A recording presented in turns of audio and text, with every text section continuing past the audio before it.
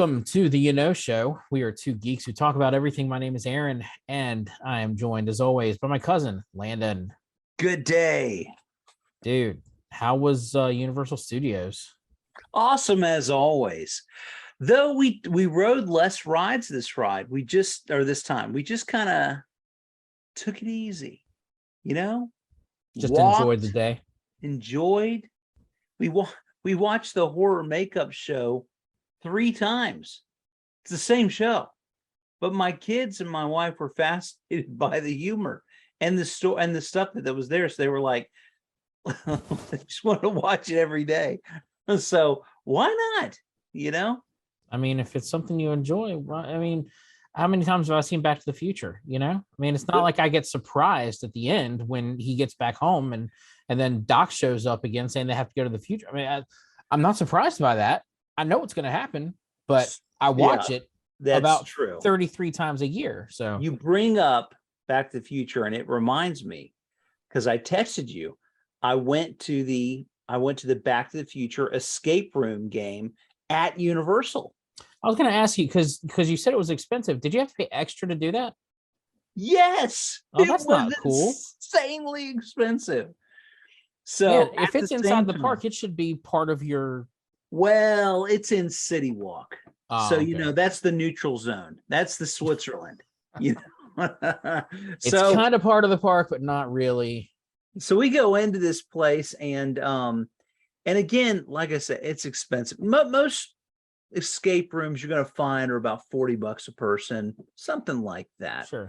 But this was like 65. Man. So it was crazy. Tell me you escaped. I mean, you're here. So I assume you got out. Well, I did. We almost risked the space. This is actually a future version of me. Yeah. My current version is still trapped in there. In 1955. No, but it was fun. Without giving away any details of it, there was a whole lot of memorabilia. The puzzles were related to just the different plot lines, and it was a lot of fun. I mean, you would enjoy it, I would think. Kind of thing I would have done really well on. Yeah. No, it's not, and it wasn't very hard. There's 2 of them. There's that one, and then there's also a Jurassic World one. And the Jurassic World one has more puzzle things, and this one had puzzles, but it's clearly made more for the nostalgia of it all. Sure. I mean, so I mean, it's clever. It's a clever and very well done escape room. So it's great. Awesome.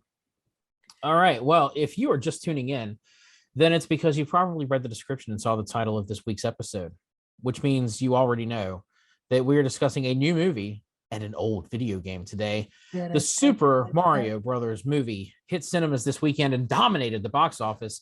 As of this recording, the movie has already earned $377 million worldwide. It is directed by Aaron Horvath and Michael Jelinek, starring Chris Pratt, Anya Taylor-Joy, Charlie Day, Jack Black, Keegan-Michael Key, Seth Rogen, and Fred Armisen. The critics' score on Rotten Tomatoes is a measly 56%, whereas audience score is 96%. 96%. So Landon, that's right, stupid critics. You caught this one yesterday. What did you and the fam think? We loved it. And I get that I'm not looking for like huge plot points here. I'm not looking for super huge twists. I am a Super Mario Brothers fan that loved seeing a tribute to my nostalgia. And I just enjoyed it greatly. And I love Jack Black. Chris Pratt was great. But peaches. Yeah, bringing out that musical side of Bowser was so a stroke of genius. And Jack Black was absolutely perfect to play Bowser. Man. So perfect. And they had so many great elements, which we'll get into. But I will just say from the front end, I enjoyed it. Yeah. So it's funny. I went and saw it Friday afternoon, and when it was over, of course, I'm sitting through the credits because I knew there was going to be a post-credit scene, and it's spring break this week, right? And this is a kids movie basically, and so there's lots of little kids in this movie families because, hey, it's the last day of spring break. Let's take the kids to go see Super Mario Brothers. And at the end of the movie, you've got families, rushing out, trying to get the kids to the bathroom, throw away the popcorn, all that stuff. And this one kid comes bounding down the stairs. Like, I'm somewhere in the middle, but I'm like on the end of the aisle, so I can make my quick escape if I need to. There's this kid just running down the stairs. That was the best movie I've ever seen. Weird similar stuff, except I heard it from an adult. Well, it was you, wasn't it? No, it was this mom. It was your wife, wasn't it? Just middle-aged Karen, Oh, man. This is now my new favorite movie. And I was just like, there you go, Karen. I was like, yeah, when that kid came down the stairs, I was like, dude, you can't be more than 7. How many movies have you actually seen? Yeah. Well, my son, though, he's seen a lot of movies, and he said it was a 9.5. Ooh. That was a high score out of 10. Okay. If it's out of 100, that's not very good. Well, and he asked me, Dad, what would you rank it? And I said, honestly, because of what it gave me with my nostalgia and all the elements and that it had, I said, I'd give it a 9. I said, I had a great time. I enjoyed it, and I'd rewatch it. And he was like, I'd give it a 9.5. And I was like, So yeah, like a lot of fun movies that get that negative critical reception, this just doesn't have what the critics are looking for. It doesn't check off those to-do lists that critics take into the theater with them. But when I got home, I was watching some YouTube videos with, like, what are people saying about the movie? Because I hold off on watching those kind of, what is the movie about kind of thing until after I've seen it and formulated my own opinion. And I just had to laugh because, like, so many of those critics, their chief complaint is about the plot. And I'm just like, dude, have you ever played Super Mario Brothers? There is no plot. It's plot. Bowser kidnaps the princess. Mario saves the princess. The end. Well, and there were and it played to different elements, like thinking about the Mario Odyssey about Bowser wanting to marry Princess. That it pulled from those plots as well. I really thought it was funny when the blue mushroom guys were like, your princess is in another castle. Yeah. That was so good. Yeah. That was one of those little throwaway lines that was just like, oh, that's great. That's so What'd you think about the music? Because I thought that was pretty awesome. How throwing in all of the little motifs from all the old games. Yeah, they did it in such a way that it wasn't just strictly that, but they kind of enveloped it into it in a really cool way. It wasn't overbearing. That was one of those little Easter eggs that I picked up on, and we'll go over Easter eggs here in a minute because there's tons of them. But like there's one scene toward the beginning when they're exploring like the sewer underneath Brooklyn. They walk past the sign that says 1-2, and you can like kind of faintly in the background hear that like underworld music from the original Super Mario. It's so, oh my gosh, they worked the music in so well.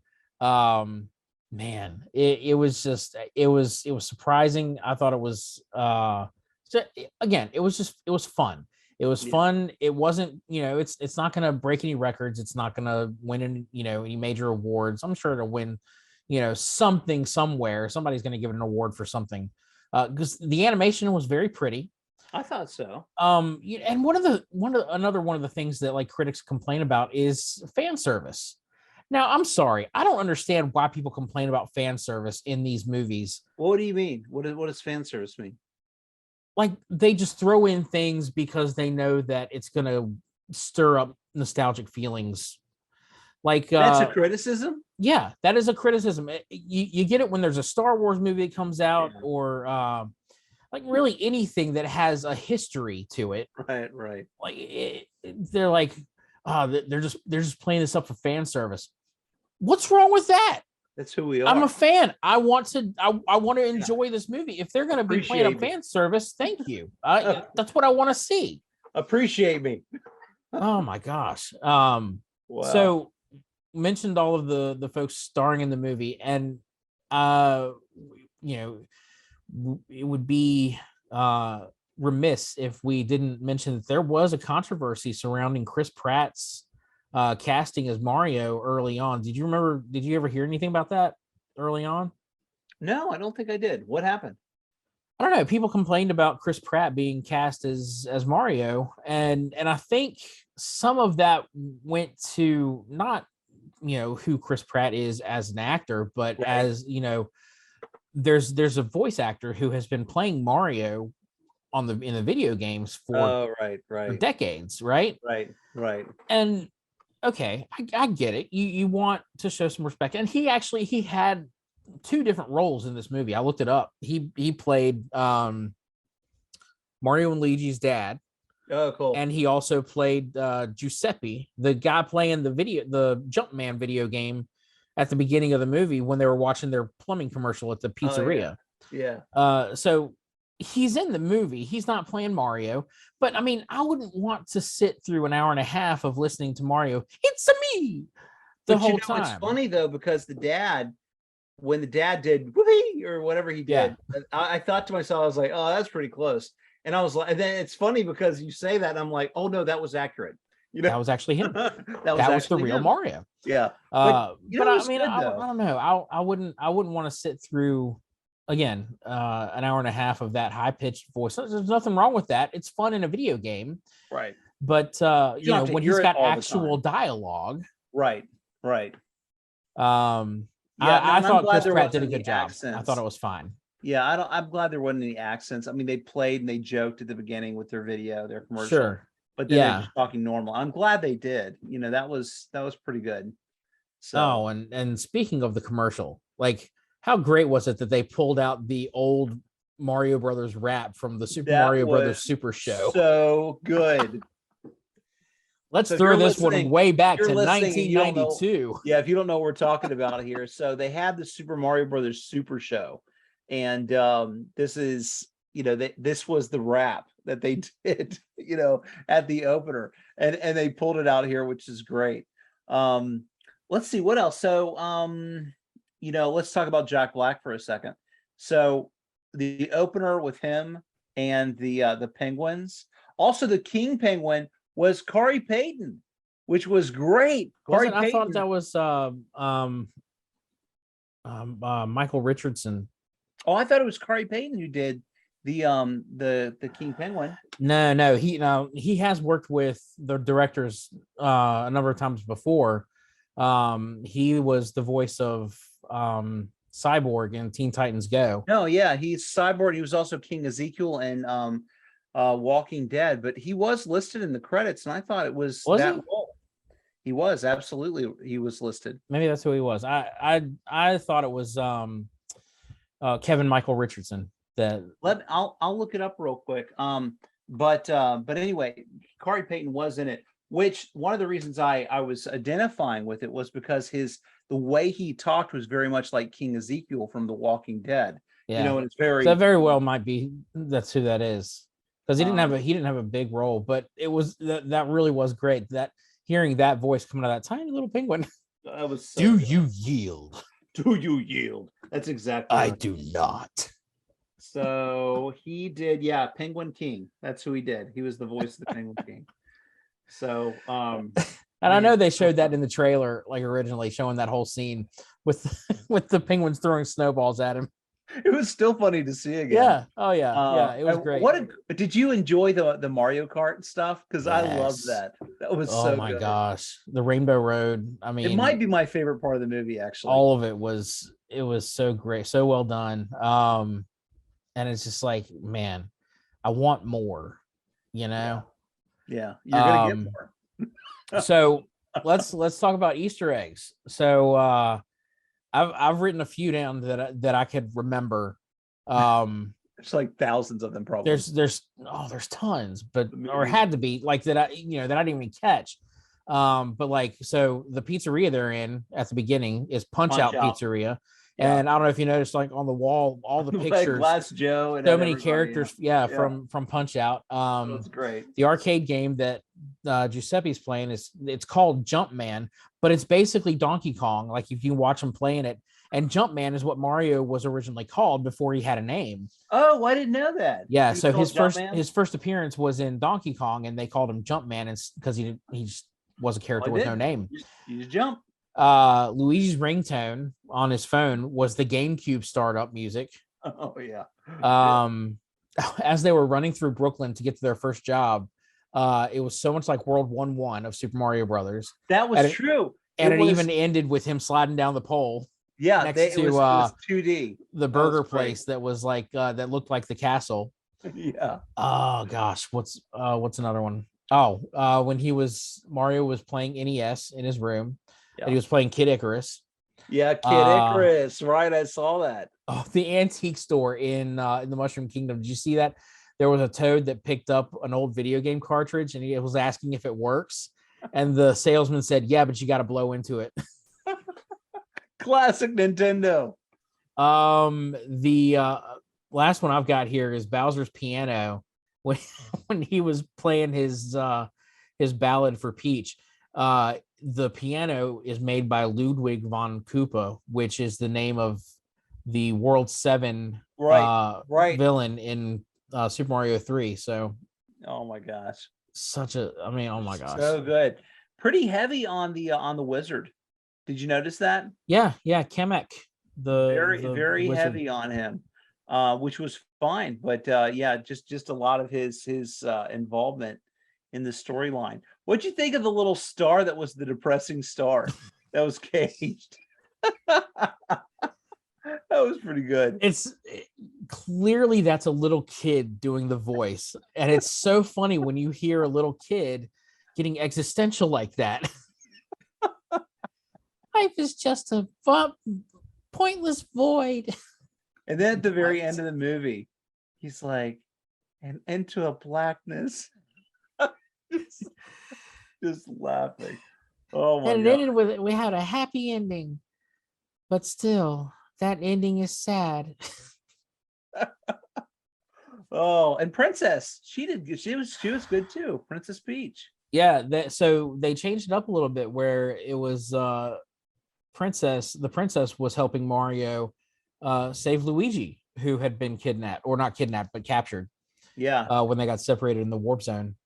They did good with him and making it like a little bit of Luigi's Mansion. Yeah. When he was in the dark zone. Yeah, when he Mario. Mario. So, obviously we're gonna get a sequel. I'm sorry, we didn't give any kind of spoiler alert, did we? Oh, we're in it. Sorry, guys. Sorry. I'll put it in the description. So you get past the credits, and obviously we see Yoshi's egg and there's movement. So Yoshi's gonna hatch. I'm not sure why they would put Yoshi there in Brooklyn when clearly the Mario Brothers are now in the Mushroom Kingdom, which they'll where work they end it out. They'll figure it out. But yeah, so obviously that's their hope for a sequel. What do you think about like spin-offs? So check this out though. I said to my kids, I was like, in a sequel, it'd be cool if they had Wario and Waluigi. Yes. And my daughter, who's 14, says, didn't you notice how like his brothers who were teasing him at the table looked a lot like them? And I was like, did they? I thought it was cool. Maybe. Who knows? I didn't notice. I have to go back and look at them now because I didn't even pay attention to it. Yeah, I didn't either. Oh shoot, what was I gonna say? Well, you were talking. Yeah, go ahead. I was reading. There's already, I believe, a Donkey Kong spinoff in the works. Oh, nice. And Seth Rogen is on board to reprise his role there. He did good. That was great. Yeah, I think it'd be great to see a Donkey Kong Country kind of thing. Yeah. And Charlie Day has expressed interest in coming back as Luigi for like adapting Luigi's Mansion. Who's Charlie Day? He did the voice of Luigi. No, yeah, but who is he? But he's did you ever see Horrible Bosses? Yeah. He's the guy. So. He's the short guy with the beard. Oh, with the beard. Yeah. He's funny. He's in. His biggest thing is probably It's Always Sunny in Philadelphia. Oh yeah, I didn't see that. I've never really watched it. It's a funny show, but I've never really gotten into it. What would you think about a Nintendo Cinematic Universe? Well, Universal's coming up with their Epic Park that's gonna, I think, come out in 2025. Super Nintendo World. Yeah, Super Nintendo World. There's a few different worlds that are going to be there together, but it's called Epic, Universal Epic, or something like that. And it's on a separate location. I drove over there and checked out the landscape because it's not connected to City Walk. And it is huge. And I saw a map of it for how it's going to be. And it looks like a lot of fun. Apparently, you can go and get coins by punching, question mark boxes and things like that. You're in the world. Well, I've seen. Have they done a soft opening of it with big, or is there one in California as well? Oh yeah, I don't know if it's in California, but they have done a Super Mario World somewhere in the world. Because I've seen where people have gone to Japan. I thought it was in like somewhere. No, I think it's. I want to say it's in California. Then if it's not in Florida, because I've seen where a couple of people I follow on YouTube have gone. It's in Japan and in Hollywood. It's in both.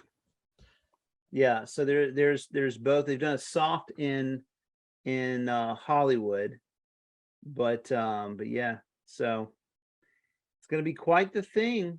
I'm looking forward to it. So before we get into talking about the actual games and the nostalgia of all that, is there another classic Nintendo property you'd like to see turned into a movie? Of course. Two. Always, as you and I have both expressed, our favorite Nintendo game of all time is Super Metroid. Yes. Having a Metroid, I think we're due. With Alien, and Covenant and all that being kind of hopefully done. Done. I think we're all ripe for a movie of this type of thing. And I feel like, you've got a Samus who's very much, that heroine space, kick butt girl, and then you've got this alien thing going on, a world that you go into. I mean, there's such a great movie that could happen. I would prefer for it to be live action. If it's not, I would still be okay. But I would prefer for it to be live action. I mean, if they can pull off the same kind of animation they pulled off with Mario, I'd be okay with really anything coming out with Illumination Studios. Yeah, I mean, now Metroid for sure. I would love to see Legend of Zelda. That's got to happen. You've got to think that's got to happen. I mean, I can understand why Nintendo has been so gun shy about, licensing out their properties to make movies, because the last time they did it was for the live action Super Mario Brothers in '93. Yeah.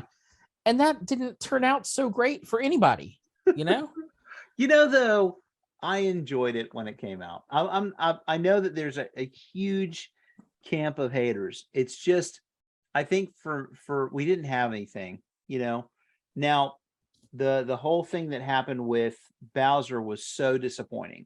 So for him not to have been the Bowser that you knew from the game, and for it to be like, I'm going to turn people into lizards, it was frustrating, especially because you have,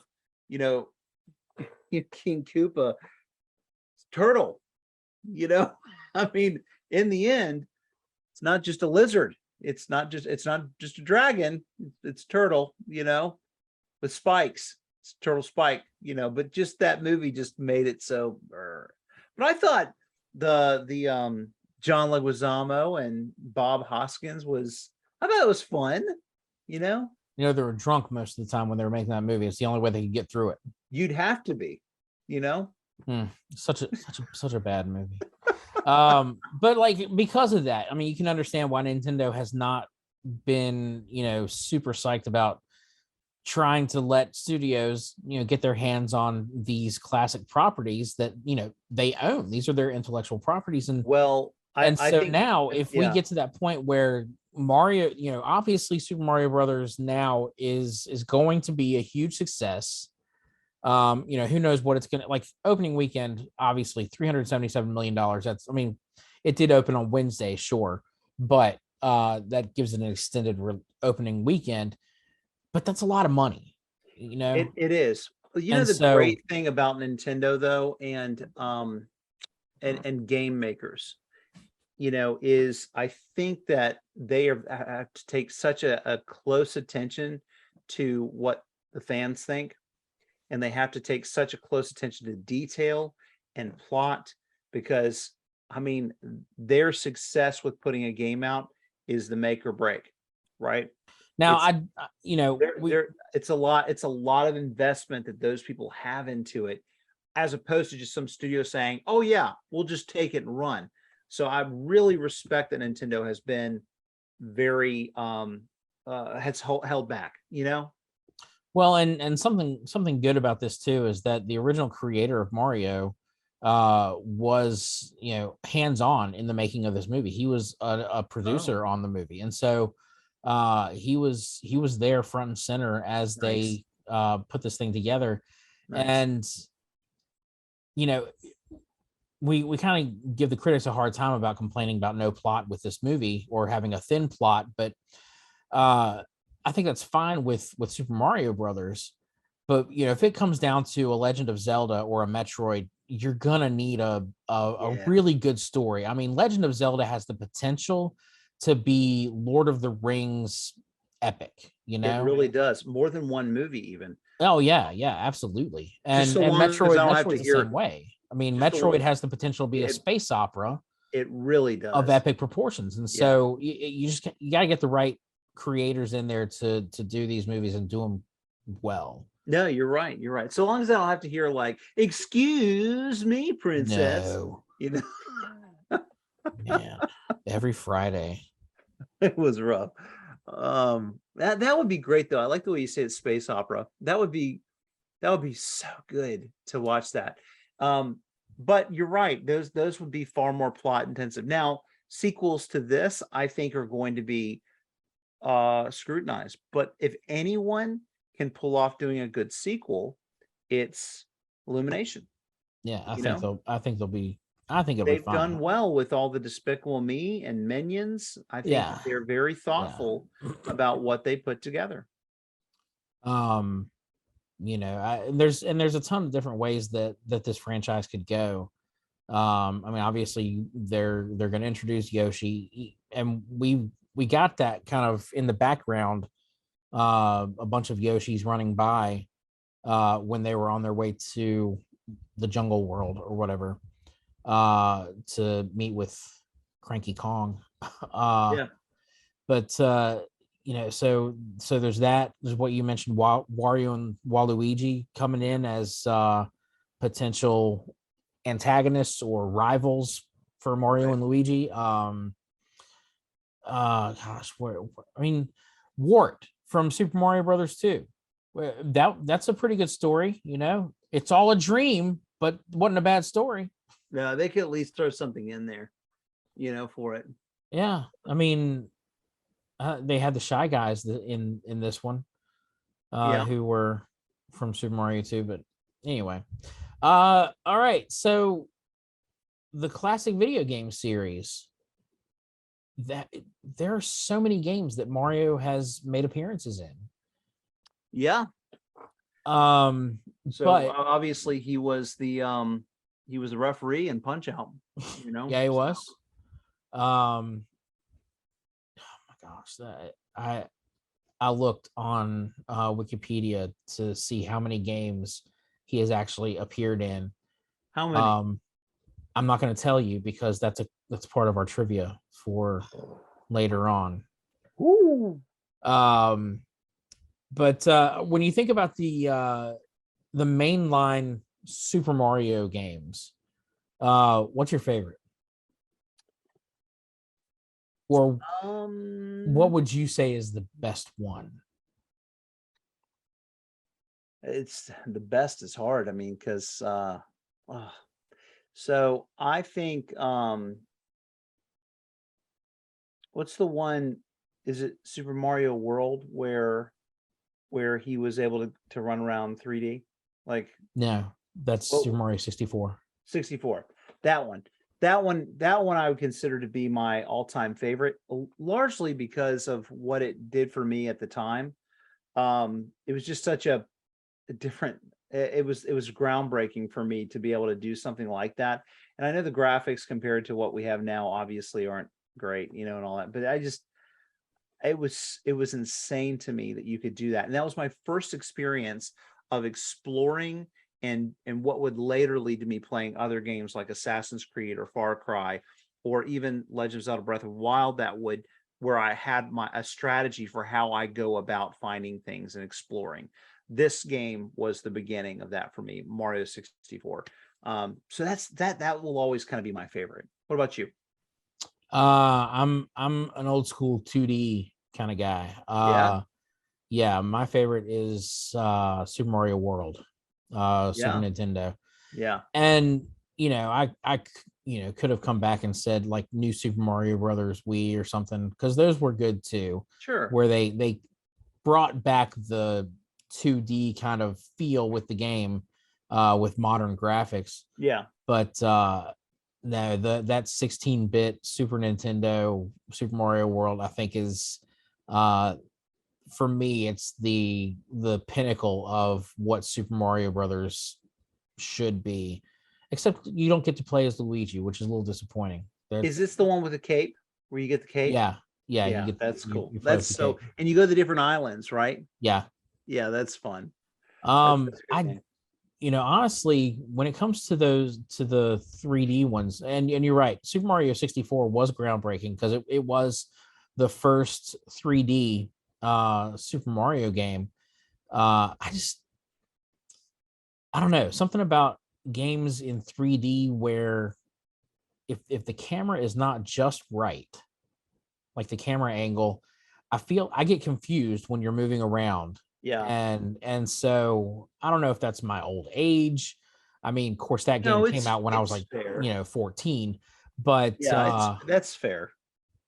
that's also when I think about the Nintendo 64, and I think we're gonna do an episode like we did with Super Nintendo and Right. NES, but looking back at the Nintendo 64, that generation of video games. So we're going to look at the 64 and the PS1. I really didn't like the controller with the Nintendo 64 because No. it's like it had three hand grips. I'm like, Yeah. how am I If I supposed was to an hold this thing? if I was an alien with three arms, this would be Right. perfect. I've only got two hands. Why is there a third handle here? I know. I agree. Um, We made it work. oh, But you you're had to. but you're right about the perspective. The POV stuff, I think they were experimenting with. I remember when Resident Evil came out, and I'm remembering this because I played it. I've started playing it with my daughter. The first one, they've remade it, and I have it on the PS5. And I it's that the perspective of walking into a room and you seeing yourself, and Right. yourself is walking towards you, and then because it wanted to try to create this movie-esque element to it, but in the end, it just made it very difficult to maneuver. Yeah, Um, I remember playing that when the original came out on PlayStation, and it was like you'd run down a hallway and then your camera angle would suddenly shift, and then instead of running toward the camera, you're supposed to be running away from the camera, but you're still right. holding, down like you're running toward the camera, and so then you wind up turning around and going back to the last And then scene. you Is go like, back down, you're like, that's not what I I wanted. just left this.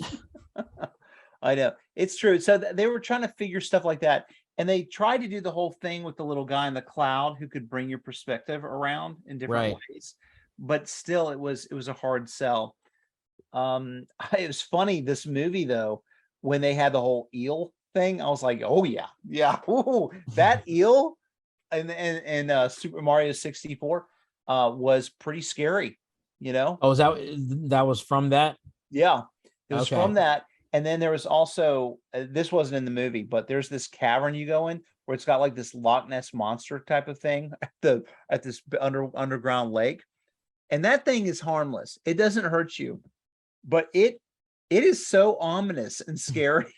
I mean, so they did some throwback there, especially with the eel, about that whole thing because woo, woo. Yeah, Super Mario 64. I'll be honest, I never played it beyond the first painting you jumped through. That Oh, was really? yeah, that was the only level I ever played. I Oh, never there are some because I scary never levels. had a Nintendo 64. I went straight to the PlayStation, and Oh, so okay. uh that was and then in college, the only 64 memories I have are playing split screen GoldenEye with GoldenEye. friends, Yeah. or Tetris. Like we would play the four screen Tetris, and of course then I'd go to sleep at night and still see those Tetris The blocks in my box. head. Even now. I still see them in my nightmares, trying to clear away four lines at once. So on Mario 64, there's this, you go into a painting that's the haunted painting. It's the Boo, and you go into a mansion, and it is scary. And if you ever get a chance to see this on YouTube or a clip from TikTok or whatever, somebody has pulled this out here and be like, still the scariest scene of a video game ever. You walk into this room and there's a piano in the corner. And once you get close to this piano and it's so quiet. This piano just like comes to life, goes chong, chong, chong, chong, chong, chong, chong, all the way around the room. With its keys is like Jaws, and it's coming to you. You got to run away. It will make you pee a little. I'm not kidding. This scene is Well, that's so because I have a scary. weak bladder. I'm sorry to bring up a sore subject. Gosh, guys. But This it's episode brought to you by crazy. Depends, not a sponsor. Oh man. The only 3D Mario game that I think I ever played and completed was Super Mario Galaxy for the Wii. I never played Galaxy. That was really good, and it was really hard. I completed it the first time through as Mario, but there's like if you play it through and get like all the stars, which I didn't do, you can redo it and play through again as Luigi. Oh, yeah. So that was really cool, but I never did it because those later levels are super hard. Yeah. But yeah, that was definitely an interesting one, and really took advantage of the Wii controller. Yeah. With the where you pointed at the screen, and Right. uh That was a little hard to get used to. yeah, The you Wii. had the nunchuck thing, and Nunchuck, the yeah. controller. Yeah. It was You're like, rough. I have to control two different things. Did you ever play Odyssey? Oh, Super Mario Odyssey Yeah. on the Switch. Yeah. I have it, and Yeah. I've played it some, but I have not. I I've couldn't never get into completed it. it. My son's beaten it. And he enjoyed it, but I couldn't get the whole hat thing. Wasn't that Yeah, couldn't attach to it. I made it to there's a desert world, I I did guess. that one. Yeah. And I have not gotten past that because I couldn't figure out what am I supposed to do? Where am I supposed to go? I got Right. lost. And so Right. it's just like, all right, I'm done. When in doubt, go up. Okay. I mean, that's the only thing I could say. The game was okay. I guess I'd have to be in a mood to really attack it. And To get back to it, honestly, yeah. when I got into that type of mood, I just started playing Breath of Wild again. So I was like, if you're gonna do something. Basically, I have my Switch now just so I can access the classic games Oh on yeah. the network. Speaking of, I got the Cowabunga pack of all of the Ninja Turtle games. I saw that on PlayStation Network. I almost bought it. Yeah. No, I got it on the Switch too, and I've been Because that playing. comes It's with the fun. Game Boy games too, right? The It classic does. Yeah, it Nintendo comes with games and the Game Boy everything. games. And it also has the arcade versions of the game where you can Yeah. play 4 people. So I play, and you can also give yourself like unlimited lives. So Well, yeah, that's like my plunking son, quarters in. my son and I we beat the Teenage Mutant Ninja Turtles arcade game. And we'll do Turtles in Time next. But anyway, back to Mario. So let's talk about the Mario Kart series too, because that's still Mario-esque. Oh yeah. It's funny. I was looking at the original Mario Kart recently and just watching a gameplay of it, and I was like, wow, that would be really hard to play now.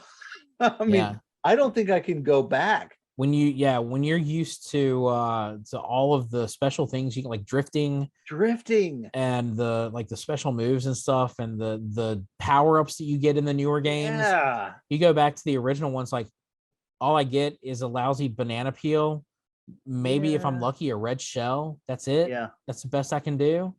um Man, so do you have a favorite of the Mario Kart series? I I definitely do, but most of it's nostalgia. so mine is definitely 8. I mean, I really like the Mario Kart 8. I like how they expand on the new worlds. I love playing it with my kids. I love that I'm still really good at it. You know, I it's That's the newest one, right? That's on yeah, Switch. yeah. And I like the worldwide feature because some of those jokers are hard across the world. um mine is Double Dash, the one that was on GameCube. Oh yeah? But that's because, like, right there, it came out right around the time I graduated from college, Okay. and I was still living in Bluefield, and I didn't have a GameCube, but a couple of my friends did. And so anytime, like, it was this small, like, group of us that were constantly hanging out together. And uh every time we went over to their house, it was like, all right, we're either playing Mario Kart Double Dash or we're playing Donkey Konga. And that was the one with where it came with the bongos, and you Yeah. had to play the bongos with the song uh on the screen, almost kind of like Guitar Hero, except with, you've got two bongos, Yeah. and you either hit the left or the right, or you clap. Yeah. uh that was always fun. But Mario Kart Double Dash, it was like we were constantly, like, challenging ourselves, like, all right, we have to unlock mirror mode, because once you Oh unlock yeah. mirror mode, those are the hardest races, and then once you beat that, you get a brand new opening screen. I was like, oh, well, we got Oh to do yeah. it then. I've We got to got get to the do it. opening screen. And it did. Samus is That's cool. the It's big seeing Samus with her outer suit on. that's the big reveal. When you beat all of the mirror mode ones in first place, you get a new start menu, and that's it. And did you? Oh, absolutely. There you go. There you Very go. anticlimactic. Yeah, but it was more like I did this, you know. Yeah, I'm putting it on my resume now. You should. You should. That should help. Um yeah, so much fun. Mario Kart games I think are timeless. Like I said, I played it again when the new one came out, and a few years ago, and then of course they've added levels since, and the kids and I will play it. It's a lot of fun. I love destroying them. I love crushing their little spirits. It's so mad. It's so good though. They get so mad. It reminds me of when I was a kid and I would get mad and throw controllers. My mom would be like, "Do we need to turn it off?" And I'm like, "No, No. shut up, shut up, mom." That's how my kids feel about me. Oh man, so much fun. Sounds Let's like it's see. time to turn it off. What I guess beyond that, do you think there's any other games that are going to come out? I mean, now they've done this, do you think they're going to do, like, I mean, I don't even know what the next Nintendo, thing is going to be, console is going to be outside of the Switch. It's kind of doing pretty well on its own. Yeah, I haven't heard if they're going to come out with another. I mean, obviously, eventually, yes, they will evolve and have a new generation. But in this PS5 generation, uh, the Switch is still going pretty strong. Yeah. And they are really pushing the virtual console pretty hard too. And so I don't think they are in much of a hurry to develop anything new. I'm sure they've got something going on in research and development, that they are working on, but because Nintendo, they're not necessarily one to just come out with something just because Sony or Microsoft has come out with the next big thing. Right. They're looking to push the envelope. Like when the Wii came out, like I remember what a big deal that was, because it had the motion controllers, and like Right. It was groundbreaking. yeah, it's like this. No, I've never played video games like this before. I remember when Punch Out came out for that one, and it's like, all right, so you've got both parts of the controllers, you're holding them, and you are actually punching. and playing that game, it's like, this is a workout. This is hard. Yeah. Well, I think that Nintendo is the front runner for the handheld, right? Oh, absolutely. That's just, they always have and been. they really have. And so I still have, I don't know if I showed you this, but I still have the old Game Boy. This guy right here. So it worked, that little gray brick? It does. It does work. My son was like, "You have Tetris on there? Can I play it?" Tetris. I'm Nice. like, son, I don't know that you would like this, It's but black and white. It's so not in 3D. yeah, it says at the top, dot matrix with stereo sound. That's Yeah. the selling point right up there. That's Dot a big matrix. deal. Dot matrix right there. Oh man, so good. So good. Not to get too off topic, but have you seen Tetris, the movie? No, I haven't. Is it good? It's so good.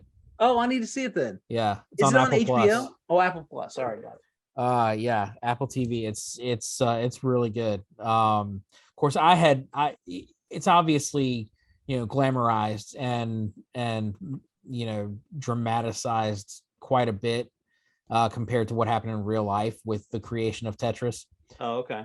And the marketing of Tetris worldwide, but it's actually a pretty good movie, I thought. Oh, good.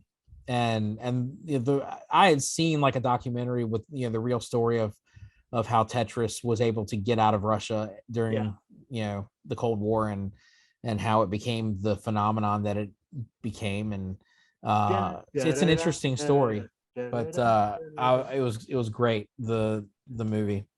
I would dream about that. Hey, do you realize that this episode is our 50th episode? I know. Isn't that crazy? 50. I don't think we should do anything special for it, though. It's just a number, man. No, I think it's great. I think we should do a special 53rd episode. Oh, you want to be random? Yes. Be like, it's very important. It's 53. So this is our 53rd episode. No, this we were going to do one. We do 52 in honor of DC's new 52. Ugh, that's how we would do it. The new 52 sucked. All right, now we're way off topic. Well, our last two episodes have gone way over, and this one is a little bit shorter. I think that's okay. We're averaging that out. So before we come to an end, though, we got trivia, man. You want some trivia? Yeah, I want it. All right, I got 5 questions. Gosh, all related to Mario. It's gonna be hard. This number one of Easter eggs. Who is the game designer that originally created Mario? I'll give you a hint. It's a Japanese name. Hiroshi Yamato. No. Shigeru Miyamoto. Yeah, sure. That's what I said. That is exactly what I said. I just mispronounced it horribly because I'm an American. Yeah, and I don't know how to speak Japanese. All right. Question 2. In Japan, the princess has always been known as Peach, while she was only known as Princess Toadstool in early games in North America. What is the first game to refer to the princess as Peach in North America? This is going to be a trick question. You might think one thing, but it's actually going to be something else. I actually had to look this up to make sure I was right, and I was wrong. Mario Kart. No. Yoshi's Safari, 1993. What? Yeah. Which one? Which one did you think it was? I thought it was Super Mario 64. Yeah, because of the castle. Well, at the beginning, she sends that letter and signs it Peach. Peach, right. I was thinking it was Mario Kart because Mario Kart preceded 64. And I thought that her name, didn't they have the name? Or did you just pick the picture? You just pick the picture, I think. Pick the picture. Peaches, peaches, peaches. Peaches, peaches, peaches, peaches, peaches, peaches. Okay, here's your tough one. Hey, for anybody who's wondering if they should see Mario at this point, if you haven't, just see it for Jack Black. At the very least. If you're just joining us, go see Super Mario, the movie. It's pretty good. It's good. All right, what you got? Number 3. It's fun. According to Wikipedia, how many games has Mario appeared in? Now, this is going to include all games. Now, I'm not splitting it up. So like, he appears in Donkey Kong, and there were like 8 million different versions of Donkey Kong arcade. There was one on ColecoVision. I'm not counting Donkey Kong 8 different times, right? 23. 23. You think Mario's only been in 23 games? When you say it like that, of course I don't. I meant 123. Did you not hear me say 123? I would think so. Okay. It's still more than double that, my friend. What? Tell me. 261 games. What? Yeah. Really? Yeah. Really. Yep.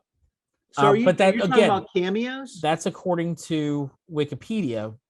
So take that with a grain of salt. Like cameos and stuff like that. That's not like that. Okay, so that includes stuff. Okay, so like stuff like Donkey Kong, where he's actually in that.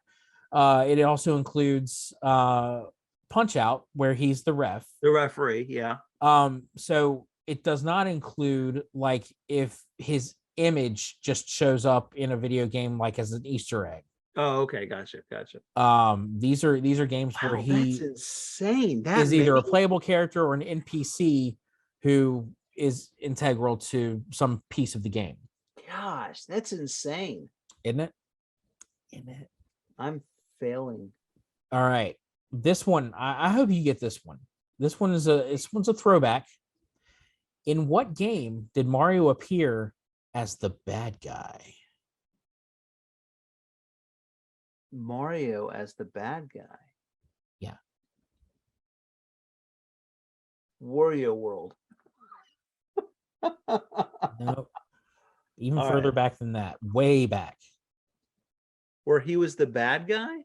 Uh-huh. Early 1980s. Pre-Super Mario Brothers. Pre-Super Mario Brothers.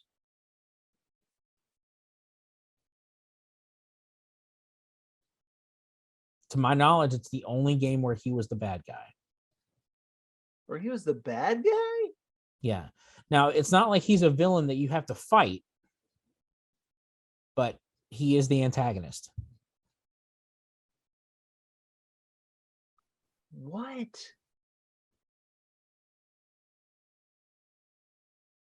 Man, I have no idea. Donkey Kong Jr. He's the bad guy in Donkey Kong Jr.? Yeah. So like in Donkey Kong, he wins. Yeah. And in Donkey Kong Jr., Donkey Kong is in captivity. So it's up to Donkey Kong Jr. to free him from Mario's grasp. I don't even remember that game. Yep. Oh, wow. All right. This one, this is a gimme. You have to get this one. I hope so. In the Mario Kart games, what is considered the ultimate power-up? The blue shell. There you go. The blue Koopa shell. Which 1 out of 5. That reference in the movie. That was really cool. When the guy comes on, he's like, "Oh yeah, blue shell." That was great. Oh man, I always hated the blue shell, man. I was like always in first place when I was playing on my friends, and here comes Kelly from the back of the pack with a blue shell. You've got to have a far enough lead ahead where it doesn't bother you, or you've got to be tight enough with the people that are with you. And then you slam on the brakes. Yeah. And let the blue shell pass you and hit second place as they go past. What the heck? Boom, go. I'm in the lead. Oh man. Did you ever see that like it was a meme for a long time that was going around the internet of, I don't know which Mario Kart game it was. I don't know if it was Mario Kart Wii or but it would show like this slow motion of Luigi passing by somebody and giving him like the stink eye, just like giving this side eye, like horrible. Yeah. It's so great. Look, like at some point you ought to look up Luigi Mario Kart like side eye or something. It's so funny. All right, any other thoughts or general musings about Super Mario You know what? All I'm gonna say is Nintendo Universe. I'm all in. I mean, Bring it it on. makes sense, right? I'm a They fan. could throw it all Bring it. together and tie it all up in an Avengers style story with Super Smash Brothers. Smash Brothers. You know what I'm saying? Amazing. Yep. That's the key. All right, viewers, listeners, thank you for joining us this week and in this discussion on Super Mario Brothers. Tell us if you've seen the movie. What do you think? If you've played the games, what do you think of those? What's your favorite Mario game? We shared ours. We want to hear about yours. Tell your friends, tell your family, listen to the podcast. If you've enjoyed it, they might too. And we definitely want to hear from you. So leave a comment, give us a like, a subscribe, hit that little bell icon, and we will come back with you next week. I can't remember what we're doing next week. I know we talked about it last week, but now We did. My mind has gone blank. Game of Thrones. That's right. We're doing a Game of Thrones retrospective. And Landon, that's your wheelhouse, man. I've only watched through the series like 1.5 times. Well, it's never too late. You can do it. It's always too late. Winter is coming. Let me just I feel like I remember enough of it to be able to hold my own in a conversation. So I'm gonna let you take the lead on that though, if you don't mind. I don't, because it's a lot, and I'm sure we'll have plenty of controversy to talk about when we come to the 7th and 8th seasons. So yeah, look forward to that, guys. And until then, have a great whatever it is, wherever you are. Goodbye.